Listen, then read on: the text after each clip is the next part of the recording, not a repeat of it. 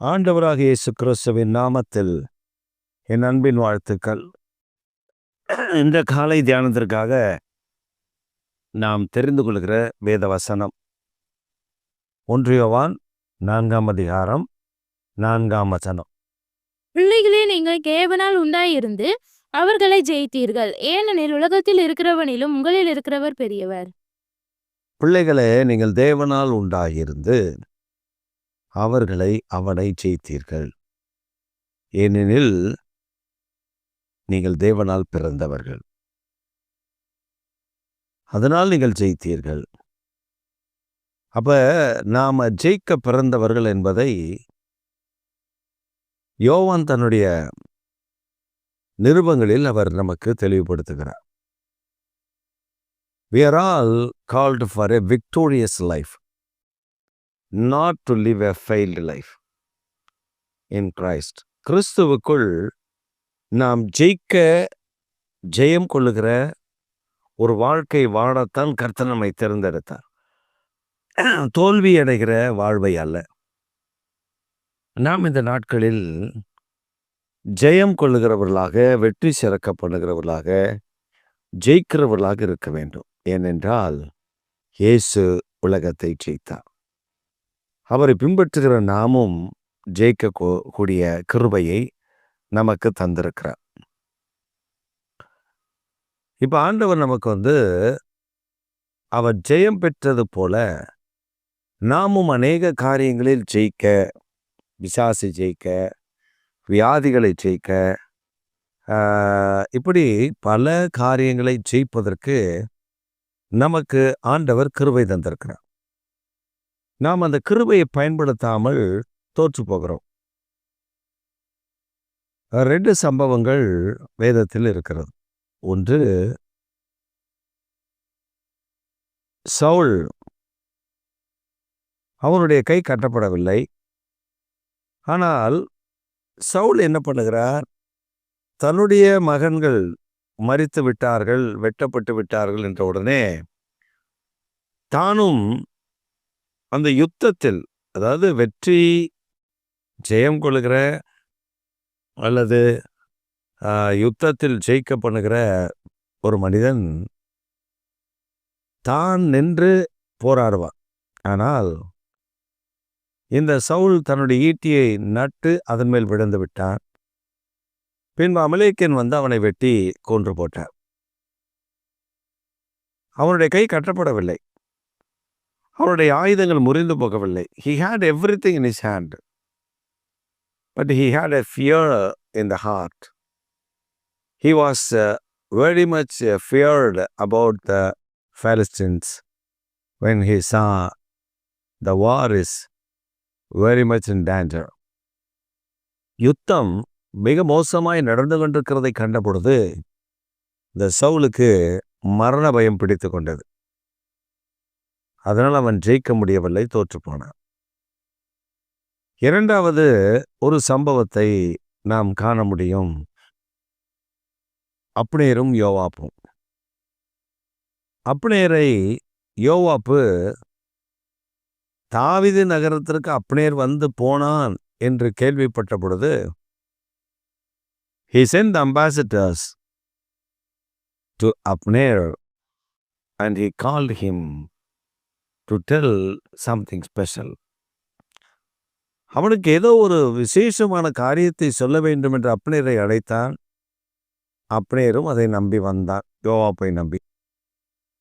ஆனால் யோவாப்பு தந்திரமாக அவனை அழைத்து கொண்டு அந்த சுவர்புறமாக மதில் பக்கத்தில் போய் அங்கே அவனுடைய வயிற்றில குத்தி கொன்று போட்டான்.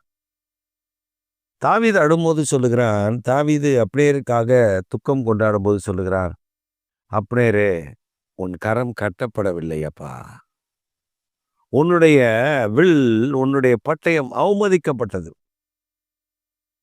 அந்த மலையின் மேல் பனி பெய்யாதிருக்கட்டும் அப்படிலாம் சொல்றார். அப்ப என்னன்னா, அந்த யுத்த வீரன் எப்பொழுதுமே ஒரு யுத்த வீரன் அலர்ட்டாக இருக்கணும், ரொம்ப ஜாக்கிரதையா இருக்கணும். எவர்கிட்டயா இருந்தாலும் யுத்த வீரன் என்பவன் மிகவும் எச்சரிக்கையாக செயல்பட வேண்டிய ஒரு மனிதன். அந்த செயல்பாடு அவனிடத்தில் இல்லாது போனதனால் அவன் அழிக்கப்பட்டான். இப்ப ஆண்டவருடைய வசனம் நமக்கு என்ன சொல்லுகிறது? நீங்கள் எதிராளியை ஜெயிக்கும்படி சர்வாயுத வர்க்கத்தை தரித்துக் கொள்ளுங்கள். யோவான் சொல்லும்போது சொல்கிறார், நீங்க தேவனுடைய பிள்ளைகள் ஆதலால் அவர்களை ஜெயித்தீர்கள். ஏனென்றால் இயேசுவும் ஜெயித்தார். அப்போ நம்முடைய வாழ்க்கையில ஜெயிப்பதற்காக நம்மை அழைத்திருக்கிறார். தோல்வி அடைய அல்ல. பல தோல்வியின் தருணங்கள் வரும். பாவ விழுத்துகிற தருணங்கள் வரும். பாவ சோதனைகள் நம்மை சூழ்ந்து நிற்க தருணங்கள் வரும். அந்த தருணங்களில் எல்லாம் ஒத்தாசை வரும் பர்வதமாகிய கிறிஸ்துவை நோக்கி பார்த்து அவருடைய கரத்தை பிடித்து கொண்டு, நீர் எனக்கு போதும் ஆண்டவரே அப்படின்னு சொன்னா அந்த தோல்விகளை ஜெயமாய் மாற்றி விடுகிற கர்த்தர் நம்மோடு இருக்கிறார். இதான் உண்மை. இதான் 100% உண்மை. அப்போ நம்ம என்ன செய்கிறோம்? எந்த காரியங்களை நடப்பிக்கிறோம்? நாம் ஜெயிக்கிறோமா, தோற்று போகிறோமா? ஜெயம் எடுக்கிறோமா, தோல்வி எடுக்கிறோமா? யோவான் சொல்லுவது போல நீங்கள் ஜெயித்தீர்கள் என்று நம்மை பார்த்து கர்த்தர் சொல்லுவாரா? அல்லது தோல்வி அடைந்தீர்கள் என்று நம்மை பார்த்து பிசாசு ஆர்ப்பரிப்பானா? அப்போ நம்முடைய வாழ்க்கையில் ஜெயம் முக்கியம். யார் மூலமாய் ஜெயிக்க முடியும்? இயேசு கிறிஸ்துவின் மூலமாய். அவர் எப்படி ஜெயிக்க பண்ணுவார்? அவருடைய நாமம், அவருடைய இரத்தம் நம்மை ஜெயிக்க பண்ணும். 2 தான். இந்த பூமியில நம்ம ஜெயிக்க பண்ணுகிற காரியம் 2 தான். இயேசுவின் நாமம், இயேசுவின் இரத்தம் ஜெயிக்க பண்ணும். இதை நாம சொந்தமாக அறிக்கையிடணும். இதை நம்ம சொந்தமாக பயன்படுத்தணும். இப்போ ஒரு அந்தகார வல்லமை, ஒரு அசுத்தாவி நமக்கு விரோதமாக எழும்பி இருக்குதுன்னா, அதை இயேசுவின் நாமத்தில், இயேசுவின் இரத்தத்தினுடைய மேற்கொள்கிறேன்னு சொன்னா அவ்வளோதான். அது அந்த இரத்தத்திற்கு முன்பாக அதால் நிற்க முடியாது. ஏன்னா இந்த பூமியில பரிசுத்த இரத்தம் சிந்தப்பட்டது இயேசுவின் இரத்தம் மாத்திரமே. அந்த இரத்தத்துக்கு முன்பாக நிற்க முடியாது. அந்த இரத்தம் இன்றைக்கும் ஜீவனுள்ளதாக இருக்கிறது. அலறி அடித்து கொண்டு ஓடிவிடுவார். இந்த காலை வேளையில இயேசு கிறிஸ்து நமக்காக யுத்தம் பண்ணுகிறவர் என்பதை நாம் முழுவதுமாக அனுபவித்திருக்க வேண்டும். அனுபவிக்கணும். ஏதோ ஒரு தோல்வி, ஏதோ ஒரு பிரச்சனை, ஆண்டவர் எனக்கு உதவி செய்ய மாட்டார் என்று எவனோ சொல்றதை கேட்கக்கூடாது. அதெல்லாம் இல்லைங்க, அதெல்லாம் ஆண்டவர் நமக்கு இதெல்லாம் ஒத்தாசைலாம் தர முடியாதுங்க, நீங்க வேலையை பாருங்க, அவர் இதெல்லாம் செய்வாருங்க, அதெல்லாம் செய்ய மாட்டாருங்க அப்படின்னு சொல்லி அவிசுவாசமான வார்த்தைகளை நம்முடைய இருதயத்தில் விதைப்பார்கள். வசன தெளிவு இருக்கணும் நமக்கு. நான் சமீபத்தில் ஒரு இடத்திற்கு போக வேண்டிய ஒரு கட்டாயம் போனால் அப்போ நான் சொன்னேன், எனக்கு பலவீனத்தில் கொஞ்ச நாள் இருந்தேன். அப்போ நானும் அந்த ஊழியக்காரராக இருக்கார், அவரும் பேசிகிட்டு இருக்கோம். அப்போ நான் சொன்னேன், கர்த்தர் அதை அனுமதித்தார். உடனே அவர் சொன்னார், கர்த்தர் அனுமதிக்க மாட்டார், பிசாசு தான் அதை செய்தான். நான் சொன்னேன், பிசாசு என்ன தொடரணும்னா முதல்ல என் ராஜா கிட்ட அனுமதி வாங்கணும். அனுமதிக்காமல் என்னை தொட முடியாது. பிசாசு என்னை தொடரணும்னா ராஜா கிட்ட போய் அனுமதி வாங்கணும். யோபுல வாசித்து பாருங்க, யோபு மேலே கை வைக்கணும்னா அவன் யார்கிட்ட போகணும்? தேவாதி தேவன்கிட்ட போய் அனுமதி வாங்கிட்டு தான் அந்த கை வைக்கணும், சும்மா வைக்க முடியாது. அப்போ நான் சொன்னேன், இந்த பலவீனத்திற்கு காரணம் ஆண்டவர் அனுமதித்தார். He want to teach me something more. எனக்கு ஆண்டவர் சில படிப்பினைகளை தர விரும்புகிறார், அதனால் இதை அனுமதித்தார். இதை கடந்து வருவதற்கு கர்த்தர் அனுக்கிரகம் பண்ணினார். இதில் அற்புதம் பண்ணி என்னை மீட்டு எடுத்திருக்கார்.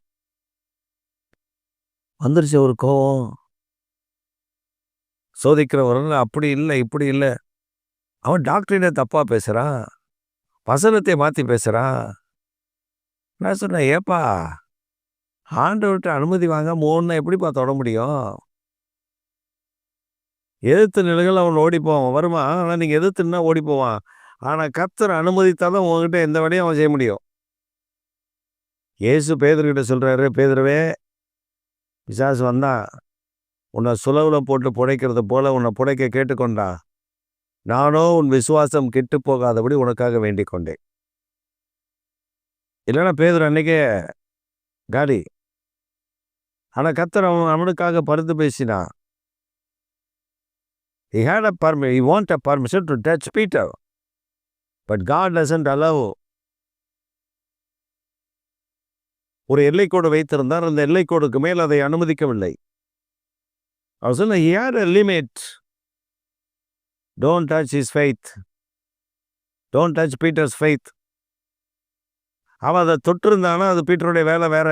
ஆனா விசுவாச தொடாம கர்த்தர் பாதுகாத்ததுனால அவனை கொண்டு கர்த்தர் பெரிய கிரிகளை செய்தார். இதில் வேதத்தில் நம்ம பார்க்கணும், கள்ள உபதேசங்களின் நிறைய பெரிய உபதேச கோளாறுகள். அப்போ நினைச்சேன், எப்பா கெட்டு போயிட்டீங்க, உபதேசம் சரியில்லை, கர்த்தருடைய வசனம் இப்படி சொல்லுது, நீங்கள் வசனத்தை மாற்றி பேசுகிறீங்க, ஐயையோ தேவன் அதை அனுமதிக்காமல் உன்னை யாரும் தொட முடியாது. ஏன்னா நீ தேவனுடைய கரத்தில் இருந்தால், தேவனுடைய பிள்ளை அபிஷேகம் பண்ணப்பட்டவனை ஆண்டவர் அனுமதி கொடுக்கணும். அவன் போகிற டாக்டரின் வேற, அது தவறு. அப்போ இந்த கடைசி நாட்களில் தெரிந்து கொள்ளப்பட்ட ஊழியக்காரர்களும் வஞ்சிக்கப்படுகிற காலம். கர்த்தர் நமக்கு அதிகாரம் தந்திருக்கார் ஜெயிக்க. நம்மளுக்கு அந்த அதிகாரம்லாம் வாடகை விட்டு வச்சிருக்கான், நமக்கெல்லாம் கிடையாது. அது அந்த ஊழியக்காரருக்கு தான் அந்த அதிகாரம், இந்த ஊழியக்காரர் தான் அந்த அதிகாரம் இல்லை. கர்த்தர் உங்களுக்கு தான் பேசிட்டு இருக்காரு. உன்னை ஜெயிப்பதற்காக அடைத்திருக்கிறார். நீங்களும் நானும் ஜெயிப்பதற்காக அடைத்திருக்கிறார். கர்த்தருடைய ஜனங்களாக இருக்கிற நீங்களும் நானும் ஜெயிக்க சொல்லுங்க. ஆண்டவர் என்னை ஜெயிக்க அழைத்திருக்கிறார், எனக்கு ஜெயத்தை தருவார், நான் ஜெயிப்பேன், தோல்வியில் அல்ல ஜெயத்தை நான் பெற்று அனுபவிப்பேன். ஆமேன், ஆமேன்.